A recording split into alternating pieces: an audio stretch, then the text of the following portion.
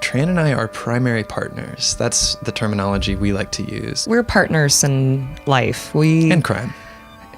Oh, don't say that. Oh, sorry. I'm indicting myself. God. I was in our second room working. Caleb and our friend were in our bedroom.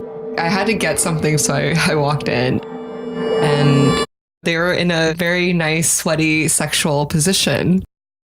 And I was like, oh, y'all look really beautiful. And then I told Caleb that I was going to the grocery store.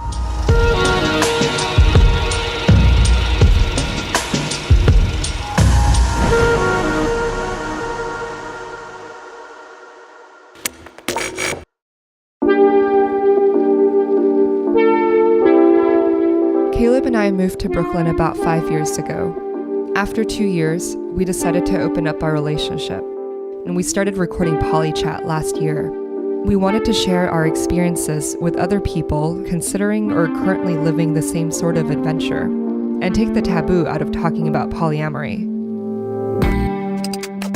Welcome to PolyChat, a heart-to-heart about polyamory. I'm Caleb. And I'm Tran. We're going to answer some questions we received from our gorgeous listeners. So the first one. And it was right about at the 2-year mark when you asked that question that changed our lives. You know, that's a really difficult topic to bring up when you've been with someone for 2 years in a different kind of relationship.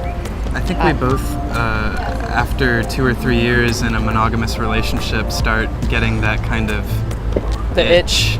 And in previous relationships, it was like that was the sign that it was time to go, but I just didn't want to go. Yeah, same.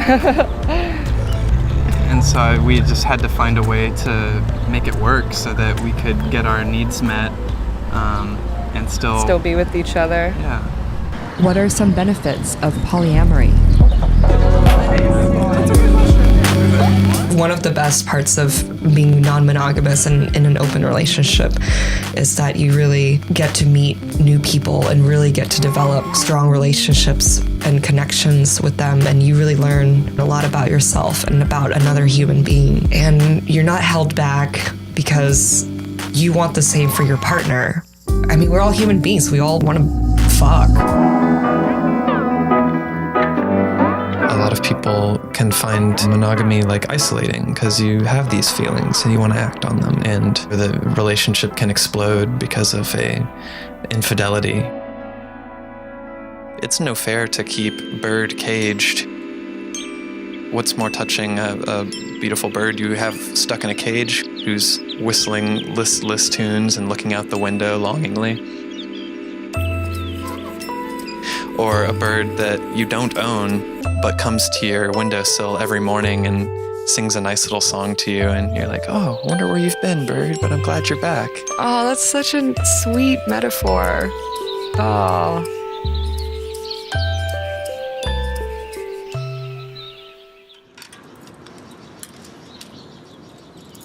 Maybe we can check our OkCupids. Oh, a guy looked at me. Oh. I think. 5'10". Yeah, I think it's a guy. He looks like a Yeah, it's a dude. shaved head. But let's see yours. What? Your messages.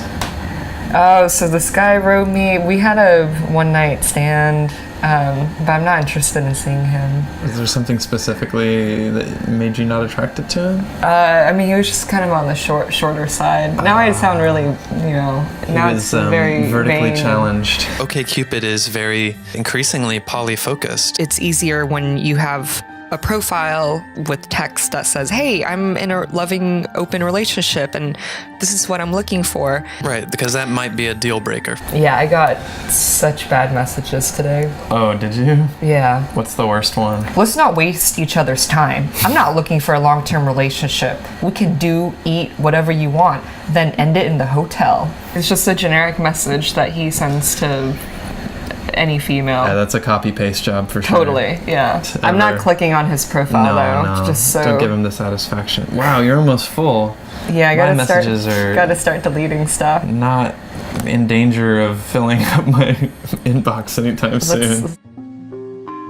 How did you get past feeling worried she would leave you for someone or think they're a better lover or even person?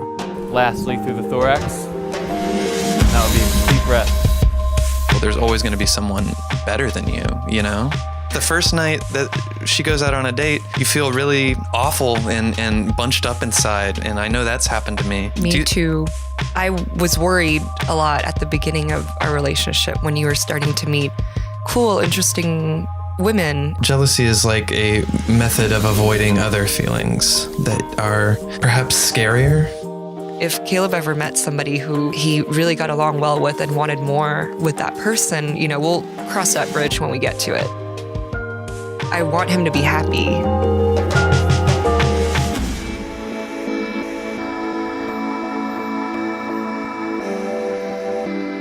Like I was saying before, I've just always felt poly. Yeah, but didn't know how to express it immediately. Yeah. And now I feel like I can express it in a really healthy way. This is Sebi. Hi. We met on OkCupid. I'm also poly. Being able to meet the person who Caleb has dated, is dating, it makes me feel so much better. You know, he comes back from a date, then he tells me, I talked about you a lot and you would really like her. And I usually do. It's really a shared experience when we come back together after a date. Yeah, and talking with each other and, you know, sharing sumptuous details of the night when we've had an opportunity to be with other people. It's hard to miss somebody when they're always there. So it's really nice in an odd sort of way to miss Tran and get to come back and get that rush of good feeling when you see your partner after being away for a while.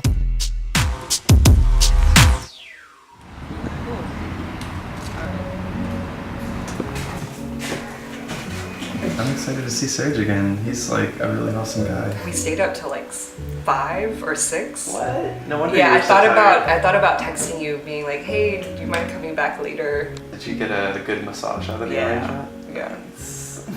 Tried to give him one, but I was melting. Yeah. Melted. He'd already churned you into butter. Yeah. Yeah. So, would you like a glass? Yes, please. Cheers. Cheers.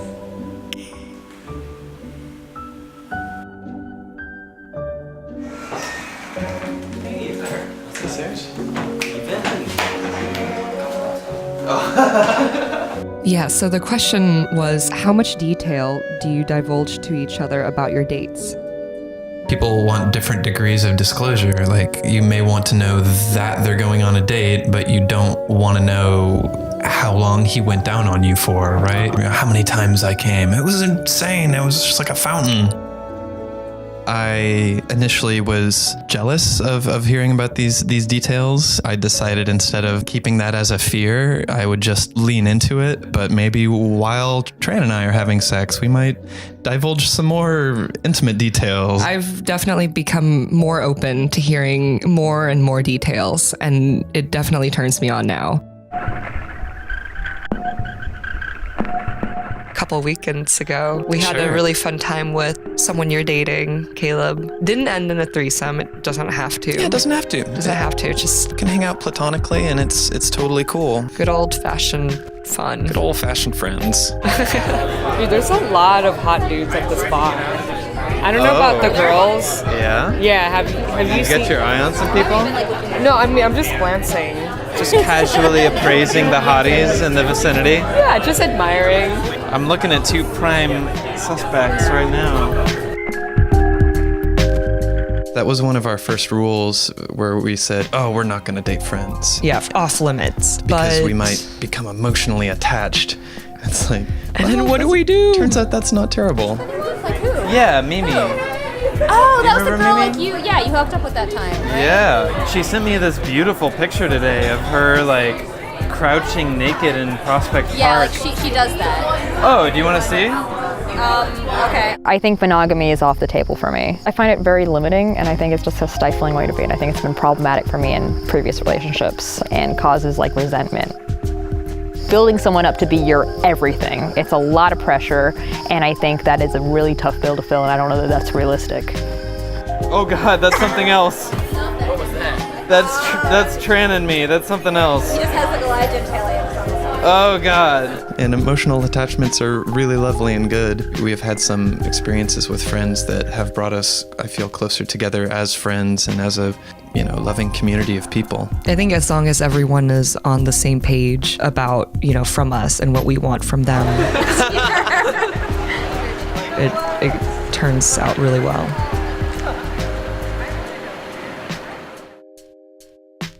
You dated? Yeah. For a hot When we were second. in college. Yeah. And then we then decided we would be better off being best friends forever. no, he left me at a party while we went there on his fucking scooter. I met Caleb when he was a photographer at the Daily Texan and I was a designer there. We actually dated for a little bit.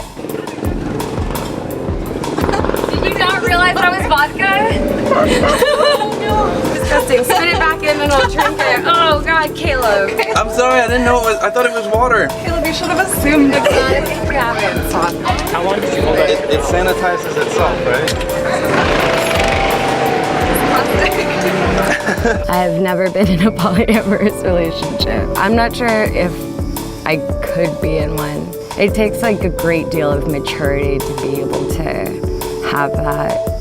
I feel like I would get very territorial.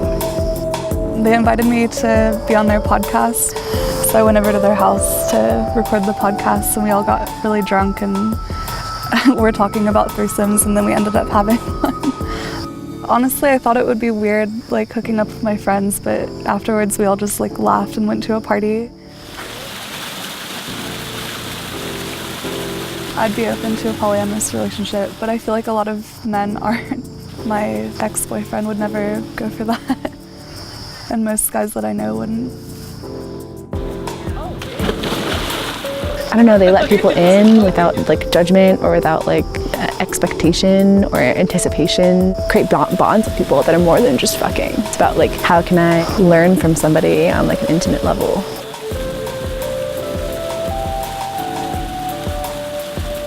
I think I'll always have the desire to meet new people and form new connections, and it'll get more interesting as we get older. And hopefully when we're in our 70s and 80s and all of our bits are drying up and stuff, we'll just have a really close-knit group of friends, and we'll just all be really cool old people who have Reminisce about our crazy days of youth. Yeah, I mean, if relationships are like water, and when you're single, you're just this flowing river traveling across the landscape, closing off your relationship is kind of like becoming a stagnant pool of water. It might be nice at first to have this private lake, but... Ugh, mosquitoes galore. Mosquitoes. Oh, yeah, you don't want those. Going out and bringing in new sources of water, new tributaries, we keep it fresh and keep the water churning and always interesting. Did you see this as an experiment? Long-term, short-term, finite in nature? Sure, I saw it as an experiment when we first started. We're probably going to be doing this for a while. I think it could work. I think we've been making it work for 2 years. And it doesn't matter that we do it with other people because we have our own special moment that will never be altered or taken away by either of us doing the same action with someone else. I'm really enjoying this experience. You know, we're taking it by the day, exploring different relationships. Yeah, polyamory is about exploring many different paths, so it's just a choose your own adventure book of possibilities. We're all looking to build lasting, valuable relationships in our lives, and that's why we're taking this road less traveled. So I think that's going to do it for this episode of PolyChat. Till next time. You would stick your penis, stick it deep into the mouth of the auto blow. Use lubricant, guys.